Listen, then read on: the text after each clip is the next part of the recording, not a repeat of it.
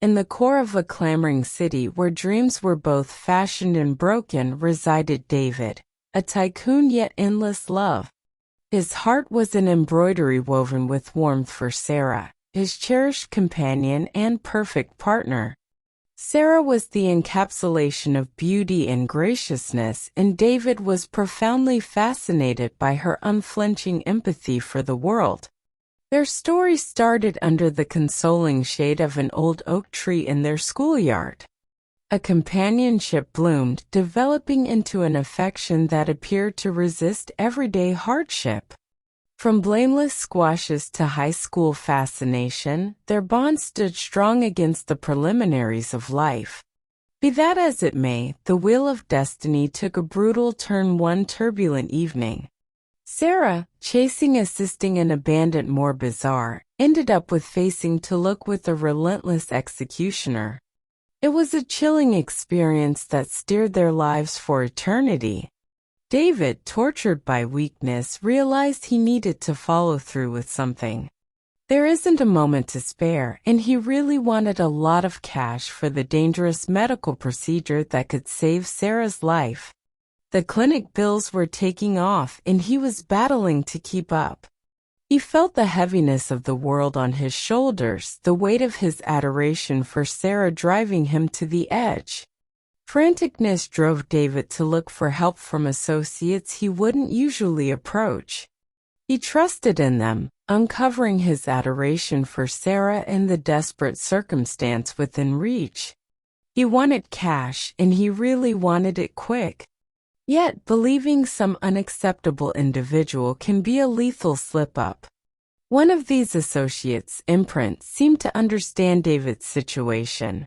He proposed to help, professing to have the vital assets needed to pull Sara back from the slope of death. In his distress, David decided to believe Imprint, a choice that would soon torment him. As the days passed, the dismal reality began to unfurl. Mark was not the friend in need he professed to be. He was the executioner, taking advantage of David's weakness and love for Sara. He requested an over-the-top amount of cash involving Sara's life as a negotiating tool. David, conflicted between his affection for Sara and reality as he had quite recently revealed, wrestled with a whirlwind of feelings. He had believed somebody who had played on his apprehensions and feelings, deceiving him in the most wretched way that is available. The battle inside him was a fight among adoration and the chewing feeling of disloyalty. There was no time left.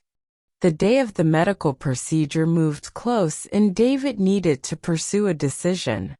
He chose to assume control over issues, to save Sara, and to re-establish the confidence he had lost. He fastidiously arranged a gathering with the executioner, wanting to outfox him and, some way or another, accumulate the cash required for Sara's medical procedure. The showdown was a tornado of pressure, dread, and assurance. David's affection for Sara gave him a strength he never realized he had. In a climactic battle, he figured out how to overwhelm the executioner and save Sara simply at the last possible second. The law secured the executioner, and a fair consequence was given. David and Sara arose out of this frightening experience more grounded than at any other time. Their adoration had been verified as strong, similar to a phoenix coming back to life. The scars stayed, a steady sign of the battle they had battled together.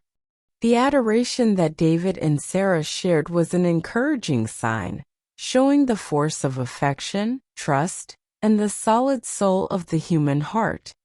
It was an account of reclamation, of how love could vanquish the haziest of double-crossings and enlighten even the most shadowed hearts.